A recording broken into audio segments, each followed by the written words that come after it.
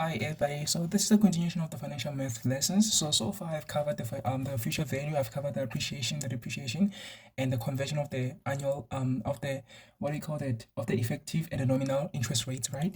So I've covered the four concepts. The only concept that are remaining are the present value and the sinking fund, which I'm going to cover in this video. So let us get on with it without wasting any time. So let us start with the present value. This video is going to be too long because it's a lesson, so I'm not going to be doing exact specific examples. I'm just going to be generalizing. So I'm going to be giving you tips on how to tackle different questions, and also the questions to expect in the examination or in the paper, right? So this is present value and the sinking fund. Present value and sinking fund. So let us start with the present value. So I'm going to be discussing things that are important in these two concepts here, starting with the present value. So let us write the formula for the present value. So this formula, you have it at the back of the paper or in the formula sheet, so you don't need to memorize it. It is P is equal to X 1 minus 1 plus I to the power of negative n, and all of this divided by I. So this is the formula that we're going to utilize to calculate the present value, right? So let me actually discuss or explain what each variable in this formula represent. So let us start with the P. So P here, it represents the money borrowed or the loan. A lot of people usually understand that it's a loan, right? So P represents the loan borrowed, or it represents the borrowed loan or amount. But it doesn't only just represent this. It also represents the balance remaining. So it also represents the balance remaining or outstanding. A lot of people know it by outstanding as well. Okay, so it represents the balance remaining and the borrowed loan or amount. Okay, so it represents two different values. So sometimes we're going to be asked to calculate the borrowed amount or loan, and other times we're going to be asked to calculate the balance remaining, right? So that is what P represents. So let us go to X. So X represents the monthly or quarterly or half yearly, or if you don't want to say half yearly, you can say semi-annually. So half yearly and semi-annually mean the same thing, right? So monthly, quarterly, half yearly payment. Okay, so a lot of questions in the examination, they're going to be referring to this as monthly payment more than the quarterly and the half yearly. So the most common one is monthly payment.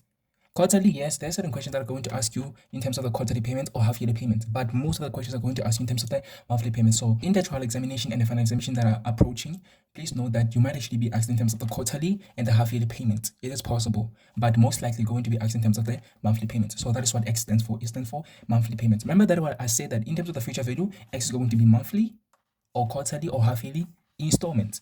So when you see installments, you should know that that is a future value example that you're going to be dealing with. Right, so after X, let us talk about the I. So of course, we know from grade 9, since we've been dealing with the financial math, that I stands for interest rate. So it stands for interest rate. And this interest can actually be compounded monthly, quarterly, or half yearly, right? Depending on the question. So this can be compounded. This can be compounded monthly or quarterly. Let me shift it a little bit so that I may have enough space. Or half yearly. Or half yearly. Okay. So this is the interest. It can be compounded monthly, quarterly, or half yearly. Right. It can also be compounded per annum, which is annually. Right. So we also have the N. So there's a difference of N in terms of the appreciation and depreciation and the future value and the present value. Okay. So in terms of the appreciation and the depreciation, N stands for what? For the number of years. Right, but this N, when it comes to the future value and the present value, it stands for the number of, if it is future value, installments, and if it is present value, it is payments. So when it is future value, it is the number of installments, and when it is the present value, it is the number of payments. So this N represents the number of, because we're dealing with the present value, it's going to be the number of payments. So that's what the present value, the N in terms of the present value stands for. So that means we have actually covered all the variables that are involved in this formula. Right, now that you understand what these variables stand for or represent, then I'm going to give you maybe a scenario for you to be able to understand how to apply the present value annuity. Right, so I have to come up with a scenario. So let us say that maybe I want to come up with a very realistic scenario. Okay, so since you are doing grade 12, let us say that maybe the school or your school is planning a matric dance ceremony, right? So they're going to need you to actually have enough funds for that ceremony, right? So because your parents cannot actually afford it in cash, they're going to ask for a loan from the bank. So you understand the scenario, right? So your parents, oh my God, I remember that certain learners do not have parents, but whoever that is responsible for you, your guardians or your parents, remember, like whoever that is responsible for you. I'm not trying to. Please do not take any offense if you don't actually have any parents. It's not actually a new thing, but this is me just making an example. If it has offended you in a way, please forgive me. I didn't actually intend on hurting your feelings. Right, we're just doing math here, remember, and you're trying to have fun with it. Right, so they're going to ask for a loan from the bank so that you may have enough money for the ceremony. So with the ceremony, you're going to need, in terms of the female, it's gonna be a dress, a new dress. They're gonna have to maybe hire a specific car that is going to take you there. They're going to need to actually, okay, well, the hair, they're going to have to pay for the hair, the new hair, the new hairstyle and everything. You get what I mean, right? So they're going maybe to need an amount that is maybe 100,000, which is going to cover all the costs that are going to be needed for that matric dance. For each individual learner, there's going to be 100,000 that is needed. Right. So let us say the loan amount. So the loan amount, this is a scenario, just an example. Okay. So I'm going to need to keep it in mind and also stay focused on it. Please do not lose me at all. I'm going to try to explain this very, very slowly. So this is just a random example that I'm utilizing, but I'm going to be consistent. I'm going to utilize this example all the way through the lesson. Okay. So I'm going to need you to concentrate and focus. Right. So the loan amount. Okay. Okay. That's a message from somebody. So yeah. Please forgive me regarding that. So the loan amount is 100,000. So this is how much they're going to ask from the bank. Okay, so they're going to borrow 100,000. So this is the borrowed amount. So this is the borrowed amount, right? So in terms of these variables that we have here, which letter or which variable stands for this loan amount? It is going to be the P. But this loan amount is going to be P in terms of the borrowed loan or borrowed amount. It is not going to be P in terms of the balance remaining. We're going to get to the balance remaining at a later stage. For now, this loan amount is the P in terms of the borrowed loan or amount. Okay, so this is the amount that they're going to ask from the bank, or they're going to borrow from the bank. So keep that in mind, right? Then the bank is going to give them that amount, right?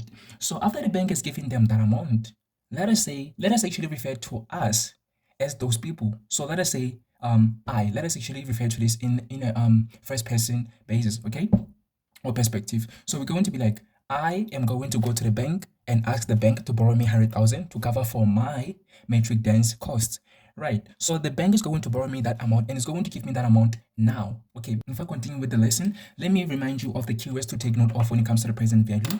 So these are the keywords to take note of when it comes to this concept, which is the present value. So the keywords are, when you see stuff like loan, when you see stuff like borrow or borrowed, when you see stuff like pay back, these two words are separate, okay? So when you see payback, when you see payment, when you see payment, when you see monthly payment, a very important keyword here, monthly payment. What else? When you see O, or amount owed, okay? So when you see O, and what else is one of the keywords regarding the present value, and all of those other keywords that I've actually forgotten, okay? But most of the words that are going to be utilized are the ones that are around these keywords, okay? So when you see these keywords, you should actually automatically know that you're going to be dealing with the present value. So these are the keywords. I don't want you to forget these keywords, so please keep them in mind. Right, so they are loan, borrowed, payback, payments, monthly payments, and the other ones that I've actually forgotten, which I'm going maybe to talk about or mention as the in the course of this video. Right. So let us go back to our scenario. So the bank is actually giving you the 100,000. Oh, now when you see now, okay. So that loan is going to be given to you now, not later. Okay. So you're going to get the amount right now. That is why we call the present value. The present, because it's in the present that you're getting the money. Okay, so you're getting the money right now. When you go to the bank's going to give you the money automatically or immediately, right? So you're going to get the money now. So when you see stuff like now, not later or in the future, then you know that you're dealing with the present value, right? Let's go back to our scenario. So you have actually, the bank is actually giving you that loan amount of 100,000, and these are going to be the conditions of the bank. Right, so the conditions of the bank, we call them normal conditions. Remember that I talked about the conditions in the present value, in the future value lesson video, right? So with the present value, we also going to consider the conditions. Okay, so something just disturbed me right now. It's a helicopter, so I'm so sorry about that. Let me really get back to my cool. Anyway, so when I talk about the normal conditions, I'm talking about the conditions of the bank. Those are the normal conditions that we have to actually abide by or follow. right? And there's certain conditions which are going to be your personal conditions. Maybe you cannot really follow the normal conditions and you have to adjust the normal conditions in such a way that is going to be convenient for you. Okay, so the fact that you're going to change the conditions, that is going to affect all of these values here, except the interest rate, and what else? Only except the interest rate. P is going to be affected, N is going to be affected, and X is also going to be affected. So all of these three variables are going to be affected except the interest rate. So when you change the normal conditions, everything's going to be affected. I'm going to let you know how everything's going to be affected. Right. So these are the normal conditions or the bank conditions. So I'm going to call them normal or banks conditions. So these are the normal conditions, right? So after the bank is giving you that money, that 100,000, these are the conditions that is going to give you. So the bank is going to be like number one. So maybe let us say that the bank is going to give you the money today. Okay, so the bank is going to give you the money today, which is on the 15th of July, right? So the 15th of July 2025 is when the bank is going to give you the money, right? So granted loan. So the bank is going to grant you the loan on the 15th of July 2025, right? Now that the bank is actually giving you the money on this date, you are going to have to pay it back on a monthly basis or on a quarterly basis.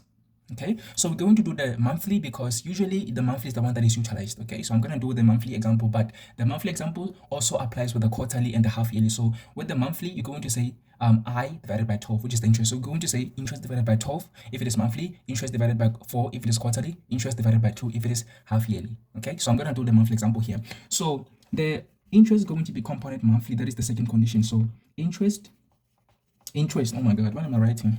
Interest is compounded monthly. So the interest is compounded monthly. Right. So therefore, we have I over 12 because there's 12 months in a year.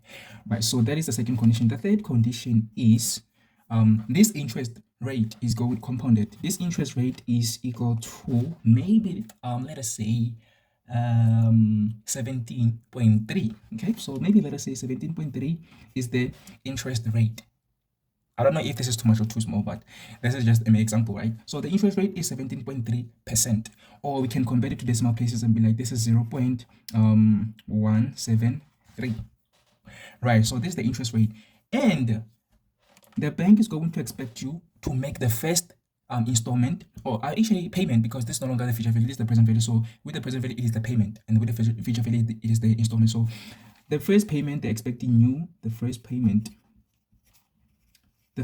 is expected 1 month later. Okay, so the first payment is expected 1 month later. And what is that 1 month later? That 1 month later is on the 15th of August.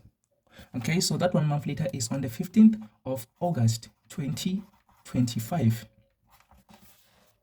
Right, so that is when they're expecting you to make the first payment. So they're expecting you to make the first payment 1 month later. So 1 month later is normal. Like I said, there's the normal conditions, right? And they're also expecting you to make the last payment. So they're expecting you to make the last payment. Maybe let us say 5 years later. Yeah, 5 years later. So let us say 5 years later. They're expecting you to make the last payment 5 years later. So that means 5 years from the date that I've granted you the loan. So that means on the 15th of July, 5 years later. So we're going to be like 2025, 2026, 2027, 2028, 2029, and 2030. Right, so they're expecting you to make the last payment on the 15th of July, 2030. So these are the normal conditions of the bank. This is how they're expecting you to pay back the 100,000 to them. But of course, due to certain difficulties or whatever the case may be, whatever your reasons are, you're going to have to adjust these conditions in such a way that is going to be convenient for you. But those conditions that will have actually changed too, they're going to affect the value of P, the value of X, and the value of N.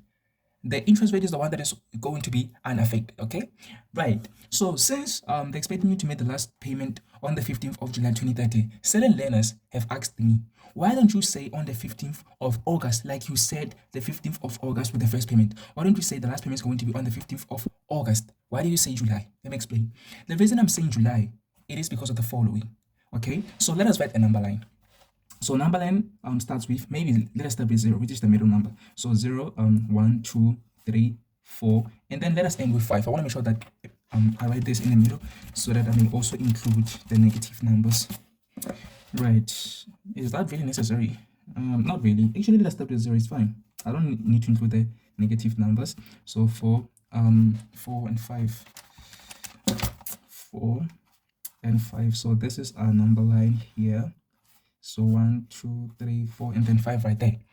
Right, let me actually do this. All right, so the reason I'm saying the last payment is on the 15th of July and not August, it is because July here, this July that you see here, it is the reference. It is where we're referring from. Okay, so we're referring from the 15th of July, not the 15th of August. Since this is our point of reference, we're going to refer to it as 0. Whatever the reference is 0. Okay, for example, the reason we know that 5 is because we have referred to 0 as the starting point. So when 0 is the starting point, 5 is 5 because we are going to move 1, 2, 3, 4, 5 units to the right, or to 5. Okay, so the fact that we have moved 1, 2, 3, 4, 5 units to the right or to 5, we can say 5 is 5 because the reference is 0. But what is going to be 5 if the reference was 2? So let us say that maybe the reference is 2. What is going to be 5? 5 is no longer going to be 5. What is going to be? It is going to be, since 2 is the reference, that's our starting point, we're going to be like 1, 2, 3. Therefore, we will eventually move to 1, 2, 3 spaces to the right or to 5. First to reach to 5. Therefore, 5 would be 3 if the starting point was 2. So the starting point is the reference. So if 2 is the starting point or the reference, we're going to refer to it as 0.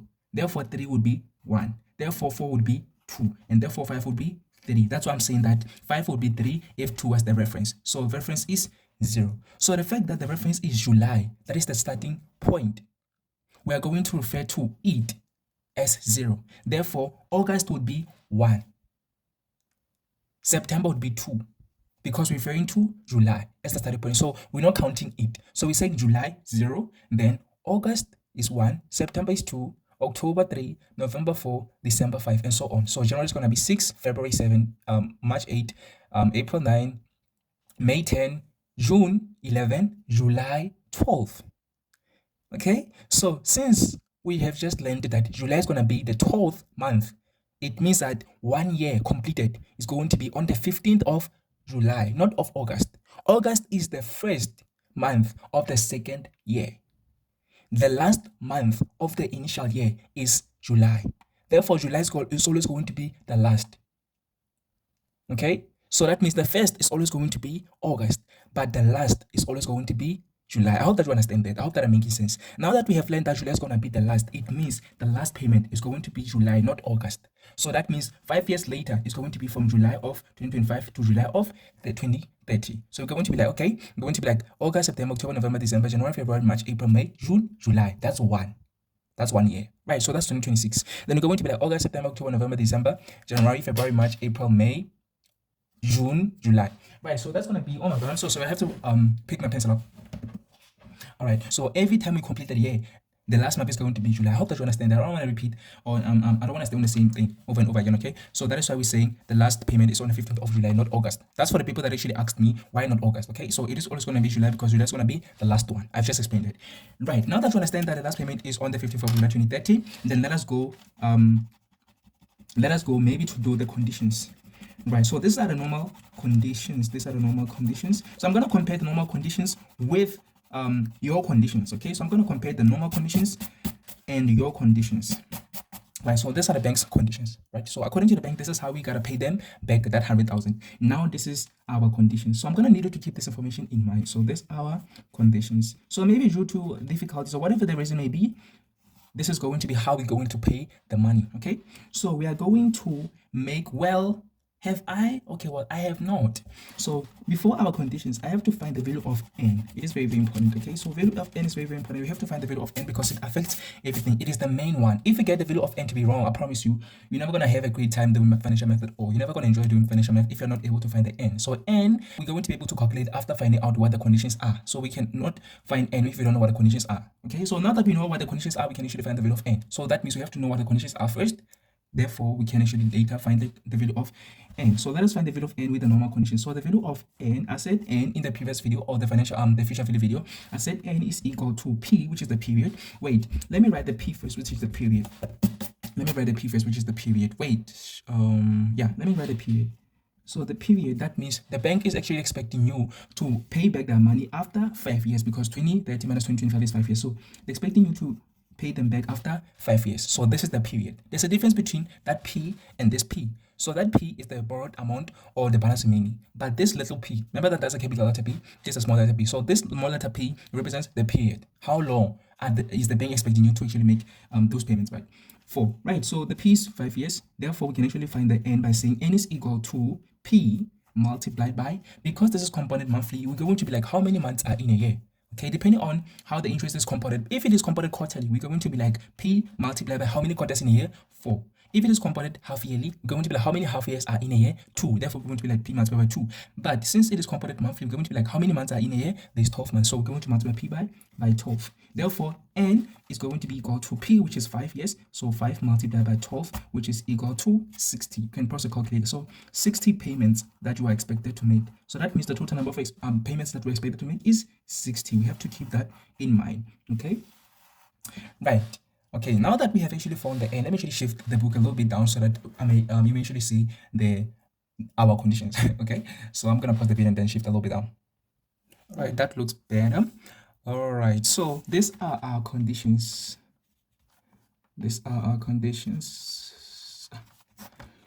So maybe due to whatever reason, that's how we're going to pay back the 100,000 that we have borrowed from the bank. So the first condition is we're not gonna make the first payment on we're not gonna make it on the 15th of August 2025. We are going to make it maybe 4 months later. Okay, so we're not gonna make it 1 month later. We're going to make it 4 months later, actually 5. Okay, so we're going to make it 5 months later. So the first payment we're going to make it 5 months later. 5 months later. So the fact that we go, okay, well, let me actually tell you the reason. Maybe the reason we're going to make it 5 months later is because of financial difficulties. We don't actually have the money right now. We just lost our job or whatever the case may be, right? So that is why we're going to only make the first payment 5 months later, right? So since this is later, remember that I talked about the first payment and later. But I'm going to talk about that when you get to the value of n. Forget about that for now, right? So since this is 5 months later, when are we going to make that first payment? So we know that we're going to make the first payment 5 months later, but when is that? Okay. So 5 months later is, okay, since July is the reference, we're going to not count it. We're going to be like August. We're not going to make it on August as we have actually expected.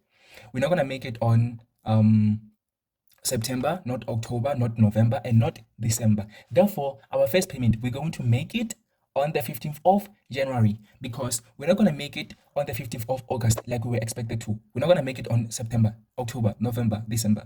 So we actually skip 5 payments. Then we're going to make it on the 15th of, so we're going to make it on the 15th of January next year, which is 2026. Okay, so this is when we're going to make our first payment. We're going to miss the first 5. We're going to skip them. Okay, right. So we're going to make our last payment. We're going to make our last payment later.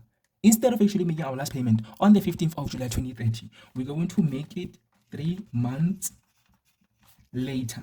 So we're going to make the last payment 3 months later. So we're going to need 3 more months to compensate for that payment, for those payments that we have actually missed. Okay, right? So we're going to need 3 more months. We've actually asked the bank, can you please just allow us 3 more months for us to pay you back your money? And the bank said, okay, fine, it's fine, because the bank knows that the longer you take in to pay them the money back, is the more money they're going to make out of you, or more profit they're going to make out of you. So the bank has no it is no complaints regarding you changing the conditions, right? Because it's going to benefit them at the end of the day, right? So 3 months later means you're not going to make it on the 15th of July 2030. You're going to make it on, we're not going to count July, which was supposed to be the last. So you're going to make extra payments, right? So it's going to be August, September, October. Therefore, you're going to make the last payment on the 15th of October. Instead of it being on the 15th of July, you're going to make it on the 15th of August, September, October. Okay, so you're going to make it on the 15th of October the same year, which is 2030.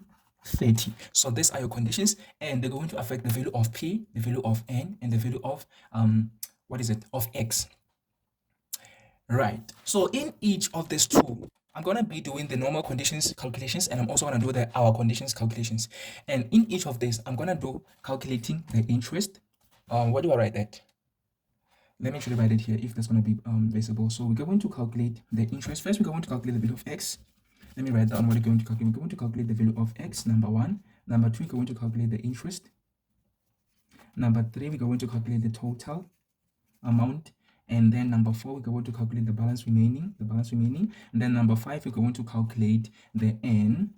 So I'm going to do 10 exam. Oh my God, this video is going to be long. Oh my God, I'm so sorry guys, but I actually have to teach you these things. So I'm going to teach you these things in just one video. But if it happens that this video becomes way too long, meaning like longer than an hour, then of course I'm going to separate the videos, okay, into maybe 2 videos or 3 videos. This is a full lesson, okay? Right, so I'm going to calculate all of this in both conditions so that you may actually be able to see the conditions, I mean the differences, okay? Right, so these are the conditions that you're going to adjust for us to be able to pay back the money, right?